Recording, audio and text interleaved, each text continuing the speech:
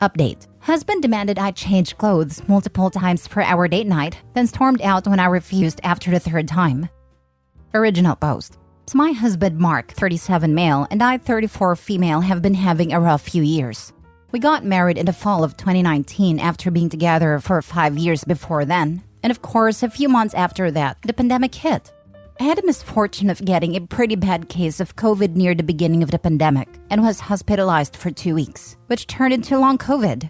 I wasn't completely disabled, but dealt with a lot of the typical symptoms. Extreme fatigue, brain fog, reduced immune system, generally resulting in several bad infections, etc. I didn't lose my job, but did have to take intermittent FMLA, which meant a lot of time without pay. And we racked up $20,000 in debt between the medical bills not covered by insurance and loss of some of my income.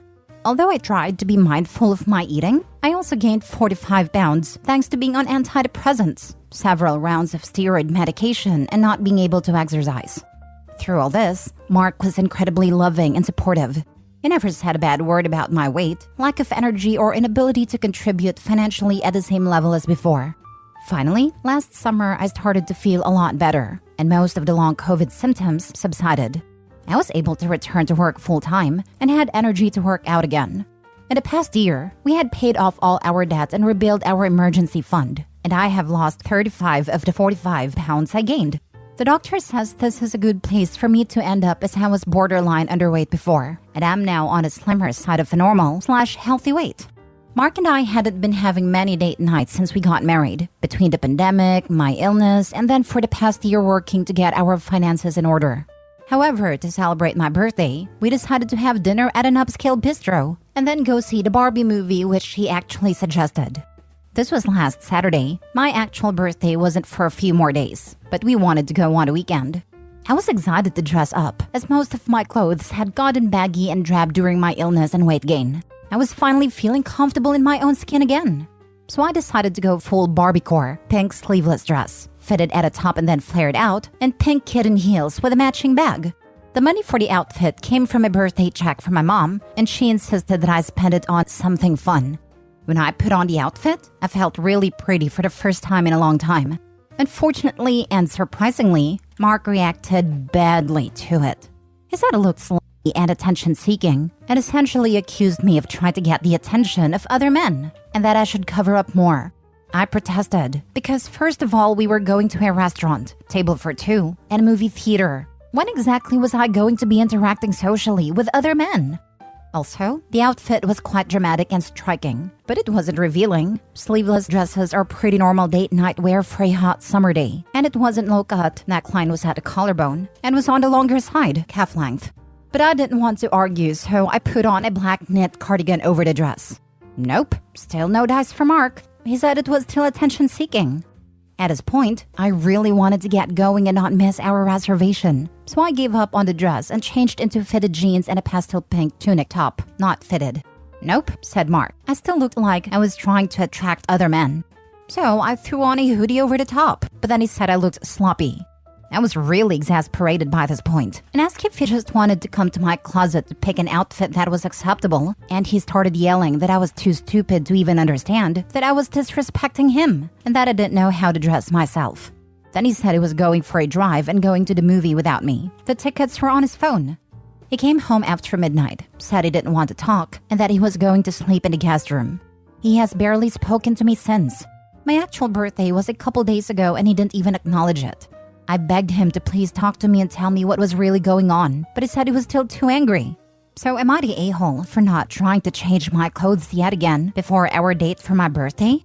I still don't know what he was really upset about or what sort of outfit would have been acceptable. And no, he never once tried to make rules about what I could wear or commented at all on my clothes, except to tell me that I looked nice or that he liked certain colors on me. This really came out of nowhere as far as I can tell. And again, he selected a Barbie movie and planned a date, so it's not like I was strong-arming him into plans he didn't want. Now for the top comments before reading the update. Something deeper is going on. Time to have a serious discussion about where you guys are in this relationship. No matter how much my wife are fighting, it would be a truce on a birthday. The odd thing is we haven't been fighting at all. Not a bit. He was so incredibly loving and supportive while I was ill. And over the past year, we have gradually gotten back to a more even dynamic, as I was feeling better and better. And until a week ago, I would have said our relationship was stronger than ever for having gotten through the really tough times. Snapping at me over clothes and then digging in and blowing up both my birthday dinner and my actual birthday definitely came out of nowhere. He was incredibly loving when you were feeling sick, overweight, unattractive, and basically housebound. He had locked you away in his goodie box, away from other boys that might want to oogle his favorite toy. Now you're gorgeous, confident, feeling good in your body and about yourself. He doesn't want the chance of you figuring out that you could maybe do better, so he got what he wanted. You're back put away in his goodie box and questioning what you did wrong. What you really need to do is get yourself out of the box. You aren't his property. You aren't a reflection of anyone other than yourself. You are strong and confident, and while you love him and are grateful for his support, you deserve better than an insecure little boy who wants to control you and shut you away. A gilded cage is still a cage. Is he cheating on you? Sounds like he was trying to get out the door by himself. Cheating hadn't crossed my mind, but it was odd how he suddenly wanted to pick a fight and then bolt out the door without me. The funny thing is, all day before he saw my outfit, he had been telling me how much he was looking forward to going out and celebrating my birthday with me. That's actually a ploy used so you don't get suspicious when a fight starts and they storm out. A man want to see it alone? Not likely. He sounds like an abuser. You just haven't noticed before now because you've been right where he wants you since getting married. At home, under his thumb, and you gained weight to boot. So he didn't have to worry about you attracting other men. Now for the update. I did end up going to my mom's place for the weekend last weekend and had a nice girls' weekend with my mom and sister. We did see the movie on Saturday and got to wear my original planned outfit, and then got brunch and had a fun salon outing on Sunday. Late afternoon Sunday, I texted Mark, my husband, to say I was coming home in a couple hours and that I hoped he would be ready to talk then. That I would gladly hear him out regarding anything that had been upsetting him, but I really couldn't take the silent treatment anymore, as it had been over a week by then. He just texted back, okay. We did talk after I got home, and boy, it was a doozy. It turns out Mark has been building resentment for years, since I first got sick with COVID nearly 3.5 years ago. Not so much in the first few months, but when it was clear my illness had turned into long COVID and an ongoing disability, he started to feel very put upon due to my not being able to generate as much income, not being able to do my share of the housework and cooking, etc. He put up a good front because he knew it wouldn't be fair to take it out on me, especially when he could see I was doing my best to get better and to do what I could on my better days, and ultimately got very burned out. And then after a year or so, started seeking outlets, as in other women. He said at first it was just basically anonymous online thing because the pandemic was still raging. But by early last year, he had formed an online emotional connection with someone in the area, whom he eventually met in person for a physical affair. Someone he is in love with now and still seeing. He said he has been trying to figure out what to do, especially as I have been getting better over the past year, lost most of the weight I gained, got back to fulfilling all my responsibilities at work and the home, etc. But when I walked out in my Barbie-core dress, expecting to have a romantic birthday date, he just couldn't do it. He couldn't go out and pretend to love me and be celebratory when he wanted to be with someone else. So he picked a fight, one I couldn't win. And then yes, when he walked out, he did take his affair partner to dinner and a movie instead. The thing is, I do understand him seeking some kind of an outlet. I was sick for years. And between physical ailments and brain fog, I wasn't able to participate consistently in a marriage on any level, not as an equal partner. We'd only been married a few months when I got sick. So it's not even like we had a lot of shared history to fall back on. I'm sure I must have felt exhausted, stressed, and lonely, especially as it wasn't certain I would be able to recover at all. I asked if he would consider marriage counseling and recommitting to our marriage, but he said sadly that his heart had moved on. He did say he was so sorry, that he never meant to fall in love with someone else and was just trying to be less lonely. And that I didn't deserve this, that I especially didn't deserve the way he treated me a couple weeks ago. So I guess divorce it is. I don't expect it will be very dramatic. We've been talking a lot over the past week. No more silent treatment, to figure out how to divide stuff, and to try to make things cordial. In the end, I don't even think he's an a-hole. Maybe for the way he acted surrounding my birthday, but overall, I think he is just a human being who eventually broke down from stress and loneliness. I do wish him well, and I'm also grateful that at least I am healthy again for whatever life has next in store for me. He's an a-hole, sweetie. He lied to you for like 3 years. You dodged a bullet. Praise Barbie that she removed this man from your life. Yeah, I do hate the lying aspect of it. He says he didn't want to cause me more stress because that could negatively impact my recovery. And he thought it would be more of an a-hole move to leave me while I was sick and unable to fully care for myself physically and financially. I know on some level that's just an excuse for cheating. But it's easier for me not to carry a lot of anger and to try to focus on getting through the divorce and figuring out what's next for me. Please get yourself some counseling or therapy because thinking it's understandable to be cheated on and lied to and potentially exposed to STDs because you are seriously ill is, wow. I wouldn't wish that on my worst enemy, let alone someone I loved, let alone myself. He is a piece of turd. You deserve better than to empathize with a piece of turd, for real. Thank you. You and the other kind commenters here are definitely helping me to see that this behavior isn't understandable or acceptable. Counseling will definitely be part of my divorce recovery. Definitely get yourself tested for STDs as well, just to make sure it didn't give you anything from his infidelity. Your sexual health is just as important as your emotional health. My annual GYN checkup is next week, so I'll be sure to get tested then. Unfortunately, we were still sleeping together several times a week. Guess he was faking his attraction, or maybe I was just there. Hopefully nothing has gotten transmitted. Please do not let this guy convince you he is not the bad guy here. In sickness and in health are part of the vows for a reason.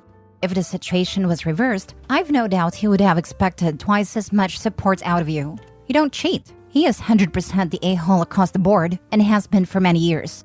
Please do not take the blame for this. I wish you peace and healing as you move forward. Thank you. He told me that I couldn't be certain as to what I would have done if the situation had been reversed. I really don't think I would have cheated though. I might have leaned on friends and family, tried to get some help if I felt overwhelmed with caretaking, got therapy, etc. But I can't imagine cheating. Especially not physically, not making deliberate plans to meet someone in person after meeting online. Anyway, he wasn't meant to be my person for life. Clearly a fair weather partner, and not someone who would truly honor all the vows. Last story. Am I the a-hole for not wanting to take back my husband who left me during a manic episode? Over 2 months ago, my husband told me that he doesn't need me anymore and left me. He claimed he only dated me and married me because he was lonely, had low self-confidence, and didn't really have friends. But now that he has a good social circle and high self-confidence, he doesn't need me anymore, and I'm only pulling him back. I was absolutely heartbroken and went through a really hard time. I'm still not okay, but I'm doing a bit better now, and I'm trying to focus on self-improvement. I made a plan to run a marathon next year and to move to a better country, which my husband was always against, and those two things are what holding me together basically. However, after not talking to me at all for 2 months, my husband suddenly wants me back. He says that he went through a manic episode and that's why he behaved like that. He is seeing a psychiatrist now and claims that he loves me and I'm his everything. I don't know enough about manic episodes to be able to tell if he is telling the truth or just realized life is not better without me, but I don't care. This past 2 months were incredibly hard on me and I just can't do this. Most of my friends agree with me, but 2 of them told me that we were perfect together. And if he had a manic episode, that means he was not in control of his actions. That I should not throw away our future because of his mental health issues. Am I the a-hole for not wanting to take him back? Now for the comments. It doesn't matter what he wants anymore. All bets are off. Focus on what you want. Your 2 friends that said you were perfect together, were they there with you every day you cried? Were they the ones that felt the heartbreak and betrayal? They can buzz right off. Those 2 friends always held our relationship as the gold standard. They had a few bad relationships, had been cheated on, but said that they are not giving up because they see how great my relationship with my husband is, how well he treats me, and they want that for themselves too. When my husband left me, it kind of took away their hope too, I think. It's like they were a bit heartbroken too. I guess with this explanation, they got their hope back. But I'm too scared to even hope. I can't go through this again. Info. Is he on a proper treatment plan for his manic episodes? Is he happy for you to meet his doctors, therapists, etc. so that they can talk you through his diagnosis and what it means for you? Would he consider taking it very slowly and starting your relationship over rather than hopping straight back into marriage? And even if all of the above are true, have you moved on past the point of no return? While he may have been genuinely out of his mind when he left you, it doesn't mean you have to take him back. It's entirely possible that time apart had led you to reassess what you want from life, and it's valid. If you don't want to get back with him for any reason, that's sad, but it doesn't make you a bad person. Yeah, OP's not the a-hole either way. If she still wants him back and is willing to work with his illness, that's okay. Won't be easy, but could work. If she wants to move on, that's also totally okay. If she found out in another way that he was sick and decided to leave him, then she would be the a-hole. But after getting hurt like that, can't really blame her. I suffer from mental illness. I always say that mental illness can explain our actions, but it doesn't excuse it. You were horribly hurt by his abandonment. If you got back together, you would live in fear that he would have another manic break, and it may be too much to handle living with that. And sickness and health doesn't mean someone gets to walk all over you with no consequences. Do what's best for you. Mental illness can explain our actions, but it doesn't excuse it. Perfect. I'm bipolar, and I've lost really strong friendships because of manic episodes that spiraled out of control. That's part of living with mental illness. Whether or not I was in control, it doesn't matter. My actions and/or words affected people, and that has consequences. I can't control other people, but I'm also not entitled to their suffering through my bad moments just because I like the good ones.